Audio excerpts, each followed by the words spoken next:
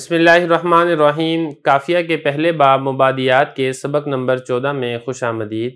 آج کے سبق میں ہم تثنیہ، ملحقات تثنیہ، جمع اور ملحقات جمع کا اعراب سمجھیں گے۔ عبارت دیکھ لیں۔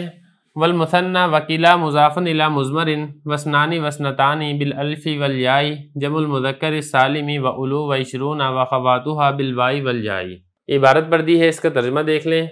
اور مثنیٰ اور قلع جو کہ مضاف ہو ضمیر کی طرف، اور اثنان اور اثنتان الف اور یا کے ساتھ اعراب ہوگا، جمع مذکر سالم اور الو اور عشرونہ اور اس کی بہنیں، ان کا اعراب ہوگا واو اور یا کے ساتھ۔ یہ اعراب میں نے پڑھ دیا ہے اور ترجمہ بھی میں اس کا کر چکا ہوں۔ اب چلتے ہیں اس کی تشریح کی طرف۔ دیکھیں، اس عبارت کے اندر ایک تو تثنیہ کا اعراب بیان کیا جا رہا ہے، دوسرا اس میں جمع کا اعراب بیان کیا جا رہا ہے۔ اسی طرح جو تثنیہ کے ساتھ تثنیہ کے ملحقات ہیں ان کا اعراب بھی بیان کیا جا رہا ہے۔ یہاں پہ اب سوال یہ پیدا ہوتا ہے کہ تثنیہ کے ملحقات کیا ہیں؟ تو اب یہاں پر پہلی بات یہ سمجھیے کہ تثنیہ کی 3 قسمیں ہوتی ہیں۔ ان میں سے ایک ہوتی ہے تثنیہ حقیقی، دوسری ہوتی ہے صوری، اور تیسری ہوتی ہے معنوی۔ اسی طرح جمع کی بھی یہی 3 قسمیں ہیں، جمع حقیقی، جمع صوری اور جمع معنوی۔ سب سے پہلے بات کر لیتے ہیں تثنیہ حقیقی کی طرف۔ دیکھیں، تثنیہ حقیقی وہ اسم ہوتا ہے جس میں 3 چیزیں پائی جائیں۔ پہلی بات یہ ہے کہ وہ 2 افراد پر دلالت کر رہا ہو، دوسری بات یہ ہے کہ اسی مادے سے اس کا مفرد بھی مستعمل ہو، اور تیسری بات یہ ہے کہ اس میں تثنیہ کی علامت بھی پائی جاتی ہو، جیسے رجلانی اور اسی طرح تلمیذانی وغیرہ۔ دوسرے نمبر پر آپ سمجھیں کہ تثنیہ صوری کس کو کہتے ہیں۔ دیکھیں، تثنیہ صوری وہ اسم ہے جس میں یہ جو 3 باتیں میں نے ابھی آپ کو حقیقی میں بتائی ہیں، ان 3 میں سے 2 باتیں پائی جا رہی ہوں۔ وہ 2 باتیں یہ ہیں کہ ایک تو وہ 2 افراد پر دلالت کر رہا ہو، دوسرا یہ کہ اس میں تثنیہ کی علامت پائی جا رہی ہو، جیسا کہ اثنان اور اثنتان۔ اب یہ 2 پر دلالت بھی کر رہا ہے اور اس میں تثنیہ کی علامت بھی پائی جا رہی ہے، لیکن اس کا مفرد مستعمل نہیں ہے۔ تیسرے نمبر پر ہے تثنیہ معنوی۔ تثنیہ معنوی وہ اسم ہے جس میں مذکورہ 3 باتوں میں سے صرف ایک بات پائی جا رہی ہو، اور وہ بات یہ ہے کہ وہ 2 افراد پر دلالت کر رہا ہو، جیسا کہ قلع اور کلتا۔ یہ قلع انہوں نے لکھا ہے یہاں پر، ایک اس کے ساتھ کلتا بھی ہے، تو یہ دونوں تثنیہ معنوی کی مثالیں ہیں۔ اب اس کے بعد آگے چل بات کر لیتے ہیں جمع کی طرف۔ جمع کی بھی اسی طرح 3 قسمیں ہیں۔ ایک ہے جمع حقیقی، وہ یہ ہے کہ اس میں 3 باتیں پائی جائیں۔ نمبر 1 وہ 2 سے زیادہ پر دلالت کرے، اور دوسری اس میں شرط یہ ہے کہ اسی مادے سے مفرد اور تثنیہ بھی اس کا بن رہا ہو، اور تیسرے نمبر پر اس میں جمع کی علامت بھی پائی جائے، جیسا کہ حقیقی کی مثال رجلانی تھی، جمع میں مثال یہ بن جائے گا مسلمون۔ اب اس میں تینوں شرطیں پائی جا رہی ہیں۔ اور اسی طرح جو اس میں صوری ہوگی، اس میں 2 شرطیں پائی جائیں گی، اور اسی طرح جو معنوی ہوگی اس میں بالکل بعینہ ایک شرط پائی جائے گی، جیسا کہ ہم تثنیہ میں آپ کو بتا چکے ہیں۔ یہ تو ہوگی اس ساری عبارت سے متعلقہ پہلی بات کہ تثنیہ کس کو کہتے ہیں، تثنیہ کی 3 قسمیں کون سی ہیں، اسی طرح جمع کس کو کہتے ہیں، جمع کی 3 قسمیں کیا ہیں۔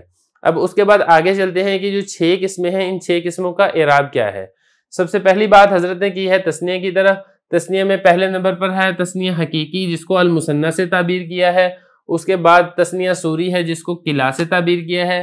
تیسرے نمبر پر تثنیہ معنوی ہے، جس کو حضرت نے اثنان اور اثنتان سے ذکر کیا ہے۔ ان تینوں کا اعراب کیا ہے؟ ان تینوں میں حالت رفع الف کے ساتھ ہوگی۔ مثال جیسے تینوں کی ہم مثال لے دیتے ہیں، یہی ہے جاء رجلانی، یہ آ جائے گی حقیقی کی مثال، اور اسی طرح جاء رجلانی کلاہما، یہ مثال آ جائے گی صوری کی، اور اثنانی یہ مثال آ جائے گی معنوی کی۔ تینوں کی یہ مثالیں بھی آ گئی ہیں حالت رفع میں۔ اور حالت نصبی اور جری میں یا ماقبل مفتوح ہوگا۔ میں بول کے آپ کو اس کی مثالیں بھی بتا دیتا ہوں۔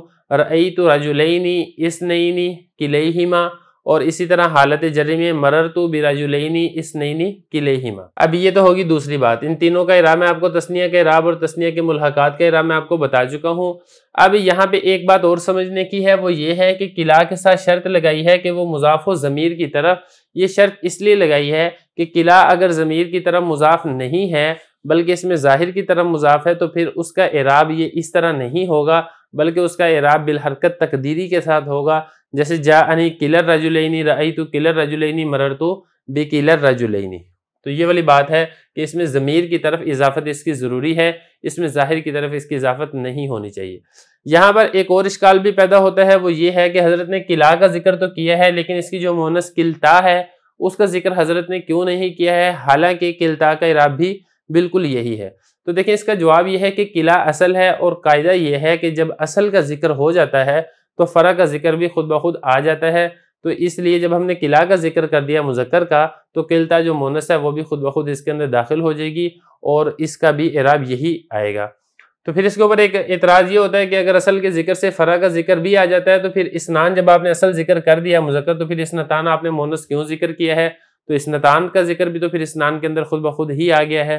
تو دیکھیں اس کے جواب ہے کہ جو اسماء عدد ہے، پہلی بات تو یہ ہے کہ جو اسنان اسنتان ہے یہ اسم عدد ہے، اور اس میں عدد اکثر قیاس کے مخالف ہوتے ہیں، جیسے ثلاثۃ رجال ثلاث نساء، تو ان دونوں کا معدود ایک دوسرے کے مخالف ہوتا ہے۔ تو اس میں شبہ یہ ہو سکتا تھا کہ جب معدود مخالف ہے تو اعراب بھی مخالف نہ ہو، اس لیے ہم نے یہاں پر دونوں کو ذکر کر دیا تاکہ پتہ چل جائے کہ دونوں کا اعراب مخالف نہیں ہے بلکہ دونوں کا اعراب ایک ہی ہے۔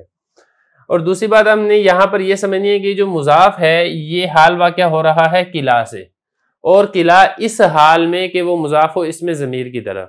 تو یہاں پر ایک اشکال ہو جائے گا کہ قلع نہ تو فاعل ہے نہ مفعول ہے، تو پھر اس کو ذوالحال بنانا کیسے درست ہے اور مضافن کو حال بنانا کیسے درست ہے؟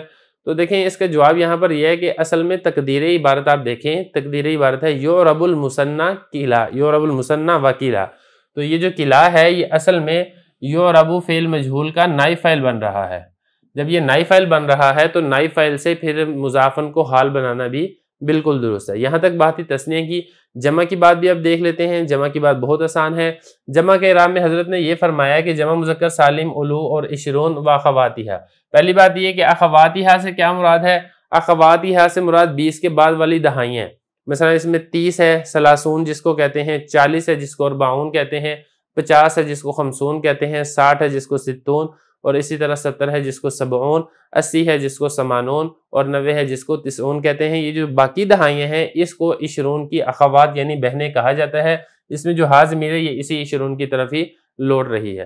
اب آگے رہی بات ان کا اعراب کیا ہے، دیکھیں اعراب حضرت نے لکھا ہے حالت رفع جو ہے وہ کس کے ساتھ ہوگی؟ واو کے ساتھ ہوگی، اور حالت نصبی اور جری یہ یا کے ساتھ ہوگی۔ حالت رفع میں ہوگا جاء مسلمون عشرون اولو مال، حالت نصبی اور جری میں ہوگا رأیت عشرین مسلمین اولی مال، یا مررت بمسلمین عشرین اولی مال۔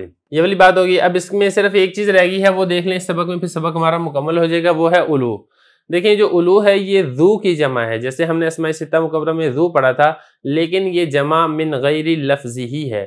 جو ہم نے شرط ذو کے متعلق پڑھی تھی کہ وہ اس میں ظاہر کی طرف مضاف ہونا چاہیے، یہ بھی اس میں بھی یہی شرط ہے کہ اولو کا اعراب جمع والا تب ہوگا جبکہ یہ اس میں ظاہر کی طرف مضاف ہوگا۔